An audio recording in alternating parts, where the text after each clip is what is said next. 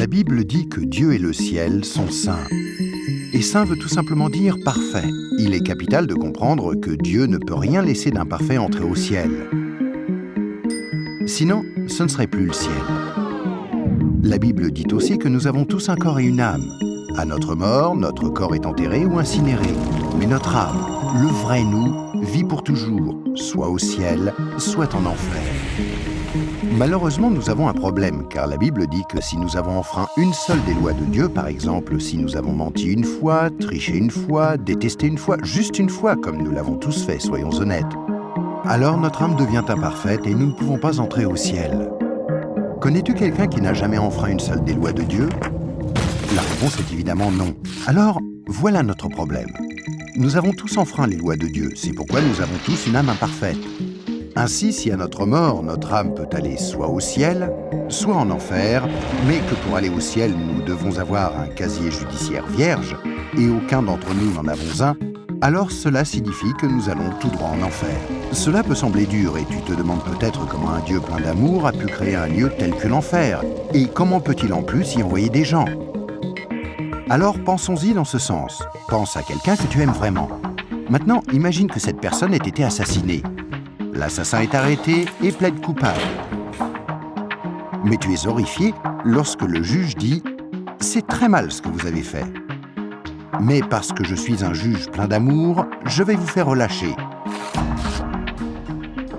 Tu serais très fâché, n'est-ce pas? Pourquoi? Parce que tu sais que lorsque quelqu'un enfreint la loi, il doit être puni. Sinon, il n'y a pas de justice. Donc l'enfer n'est pas une question d'amour, mais de justice. Examinons 3 questions pour comprendre pourquoi il y a ce lieu qui s'appelle l'enfer. As-tu déjà menti une fois dans ta vie? La réponse est sûrement oui, même si ce n'est qu'un petit mensonge. Si tu as menti une seule fois, alors tu es coupable de mensonge. As-tu déjà pris quelque chose qui ne t'appartient pas? Par exemple, es-tu déjà arrivé en retard au travail ou es-tu déjà parti trop tôt en étant quand même payé? As-tu déjà utilisé le téléphone du patron ou la photocopieuse sans demander la permission ou ramené un stylo du bureau à la maison? Tout ceci, bien sûr, est du vol. La plupart des gens ont pris quelque chose qui ne leur appartient pas, ce qui les rend coupables de vol. Penses-tu que Dieu va laisser un groupe de voleurs menteurs comme nous aller au ciel? C'est peu probable, car s'il le faisait, il serait comme le juge injuste qui n'a pas condamné l'assassin de la personne que tu aimais. Il n'y a pas 36 solutions. Mais beaucoup diront « Attends un peu, je suis quelqu'un de bien ». Et il y a une grande différence entre le mensonge, le vol et le meurtre. Or, je n'ai jamais tué personne. Mais ce qui est intéressant, c'est la façon dont Jésus a redéfini le mot « meurtre ». Il a dit « Si vous avez détesté quelqu'un dans votre cœur, vous l'avez tué dans votre cœur ». Alors, voici la dernière question. As-tu déjà détesté quelqu'un?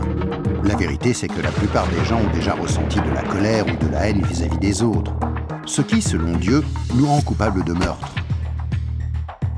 Voilà la mauvaise nouvelle. Afin qu'il y ait une justice, il faut qu'il y ait un endroit comme l'enfer.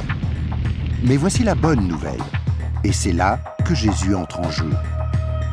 Ce qui distingue Jésus du reste du monde, c'est qu'il est parfait. Contrairement à nous, il n'a enfreint aucune des lois de Dieu. C'est pourquoi il a un casier judiciaire vierge, une âme parfaite. Imagine la scène avant que Jésus ne vienne sur terre, il y a 2000 ans.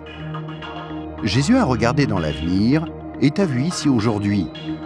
Il s'est tourné vers Dieu, son Père, et lui a demandé « Père, j'aime les gens de ce monde et je ne veux pas qu'ils aillent en enfer pour avoir enfreint tes lois. Existe-t-il un moyen pour qu'ils soient pardonnés ?»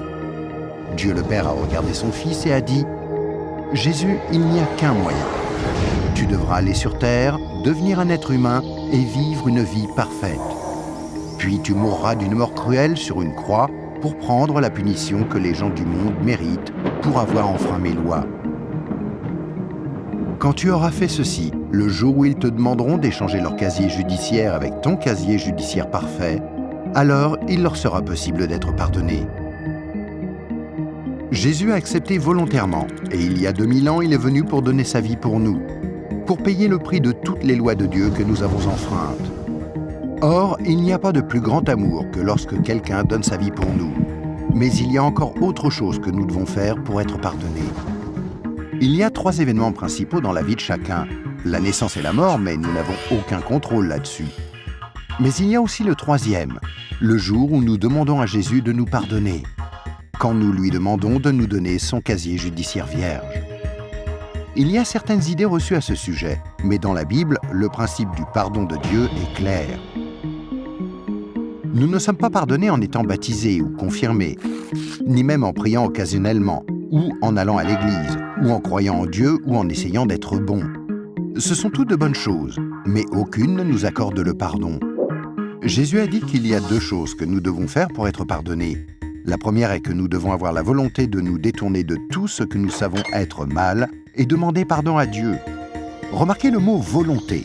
Il y a peut-être certaines choses que nous nous sentons incapables de renoncer par nos propres forces, telles que dépendance, mauvaises habitudes ou des obsessions. Mais là n'est pas le problème. Dieu nous aidera du moment que nous en avons la volonté et que nous voulons nous détourner de ces choses-là et demander pardon à Dieu. La deuxième chose que nous devons faire, c'est faire totalement confiance à Jésus. Si Dieu t'a créé, ainsi que l'univers tout entier, ne penses-tu pas qu'il mérite d'être la personne au centre de ta vie? Faire totalement confiance, c'est reconnaître que Jésus est ton sauveur et accepter de le suivre. Quand tu es né, c'est comme si Dieu avait ouvert un livre sur ta vie. Maintenant, garde en tête que Dieu voit tout ce que tu fais. Il connaît chaque attitude, chaque pensée, chaque motif et chaque action. À chaque fois que nous brisons juste une des lois de Dieu, c'est écrit dans ce livre. Tu imagines bien qu'à la fin de nos vies, il y a toute une bibliothèque de livres contre nous. Mais quand tu te tournes vers Jésus et que tu lui fais confiance, il se passe quelque chose d'incroyable. C'est comme si Jésus prenait ton livre et se tenait en haut d'une falaise et déchirait toutes les pages. Le casier judiciaire entier de tout ce que tu as fait de mal et les jeter dans la mer la plus profonde. Il promet de ne plus jamais se rappeler de toutes ces choses. Jésus prend ensuite une copie de son casier judiciaire vierge que tu lui as demandé de te donner et il la glisse entre les 2 couvertures du livre où ton nom est inscrit. Ce nouveau livre est gardé précieusement au ciel. Le miracle est que l'on ne touche plus à ton livre à partir du moment où tu demandes à Jésus de te pardonner et jusqu'à ta mort. Même si tu fais des erreurs et brises encore les lois de Dieu. Devenir un chrétien ne te rend pas parfait sur le coup, et tu ne peux pas non plus dire une prière rapide et ensuite retourner à ton ancienne manière de vivre. Rappelle-toi, Dieu t'a pardonné pour toujours quand tu lui as demandé le casier judiciaire vierge de Jésus. Tout ce qu'il demande, c'est que tu lui soumettes tout et le laisses te purifier jour après jour. Quand tu mourras, tu passeras en jugement devant Dieu. Il ordonnera à ses anges d'aller chercher ton livre. Il l'ouvrira et dira « Cette personne était parfaite ». Et tu répondras « Non, je ne l'étais pas. J'ai enfreint tes lois. Est-ce que je ne mérite pas d'aller en enfer ?» Et Jésus te dira « Selon la justice, tu mérites d'aller en enfer. Tu as enfreint mes lois, et certaines, de nombreuses fois. Mais, mon enfant, tu as mon casier judiciaire vierge. Celui que je t'ai donné quand tu t'es tourné vers moi et que tu m'as fait confiance, et je t'ai pardonné. Bienvenue au ciel. » C'est pourquoi Jésus est si merveilleux. Grâce à lui, il est possible que chacun, peu importe les erreurs commises, soit pardonné et entre un jour au ciel. Imagine que tu ne te sois jamais tourné vers Jésus. Pense à ce qui pourrait arriver. Quand tu mourras, tu iras devant Dieu lors du jugement et Dieu te dira « Je suis désolé, je ne peux pas te laisser entrer au ciel, je dois t'envoyer en enfer. Tu ne m'as jamais demandé de te pardonner. Je t'aimais tellement que j'ai tenté par 6 façons différentes d'attirer ton attention. Premièrement, je suis mort sur la croix pour prendre sur moi ta punition. Deuxièmement, quelqu'un t'a expliqué d'une manière simple que tu pouvais être pardonné. Troisièmement, il y avait des églises à travers le monde. Certaines étaient bonnes, d'autres moins bonnes. Tu aurais pu trouver les bonnes. Quatrièmement, je t'ai donné une conscience pour que tu distingues le bien du mal. Cinquièmement, j'ai créé un monde si beau. Comment as-tu pu ignorer ma présence? Et sixièmement, je suis ressuscité des morts, afin de prouver que je suis Dieu, et que tout ce que j'ai dit était vrai. Mais tu n'as encore rien fait. Je suis désolé, je ne peux pas te laisser entrer au ciel. Je dois t'envoyer en enfer. Et toi, si tu meurs ce soir, où iras-tu? Rappelle-toi, pour entrer au ciel, il faut un casier judiciaire vierge, que tu ne peux avoir sans avoir demandé à Jésus de te donner le sien. Afin de recevoir ce don gratuit, tu dois faire seulement 2 choses. Tout d'abord, tu dois vouloir te détourner de tout ce qui est mauvais dans ta vie et demander pardon à Jésus. Et deuxièmement, tu dois faire totalement confiance à Jésus. À moins de faire ces 2 choses, il t'est impossible d'être pardonné et à ta mort, il te sera impossible d'entrer au ciel. Ce qui est affreusement triste, parce que c'est la raison pour laquelle Jésus est mort pour toi.